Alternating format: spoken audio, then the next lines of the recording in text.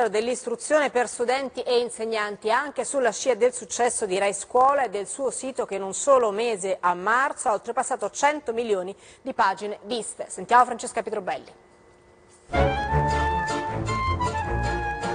La scuola non si ferma, un vero e proprio palinsesto che da domani renderà la TV servizio pubblico come una grande scuola. Su Rai Gulp tutti i giorni dalle 9:15 in diretta dagli studi di Torino, secondo le regole di sicurezza, la banda dei fuoriclasse, 3 ore dedicate ai bambini di scuola primaria e media. Cercheremo di fare un viaggio attraverso tutte le materie, partendo proprio così da una parola piuttosto che da un argomento, e creeremo insieme una vera e propria mappa concettuale. Nuova offerta anche da Rai Scuola in collaborazione con il Ministero dell'Istruzione.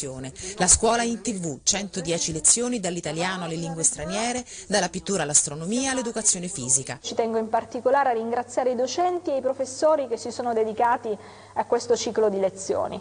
E dal 27 aprile 2 spazi al giorno per chi dovrà sostenere un esame in modalità assolutamente nuova, scuola-casa maturità. La sezione Learning di Rai Play si arricchisce poi di contenuti per tutti, dalla scuola dell'infanzia in su. Siete pronti per questo viaggio nel tempo? Partiamo! La RAI al fianco della Protezione Civile nell'impegno contro il coronavirus. Sullo schermo le coordinate bancarie del conto corrente attraverso il quale dare il vostro contributo. Finora sono stati raccolti 125.522.000 euro, di cui già più di 31 spesi per l'acquisto di dispositivi di protezione e ventilatori.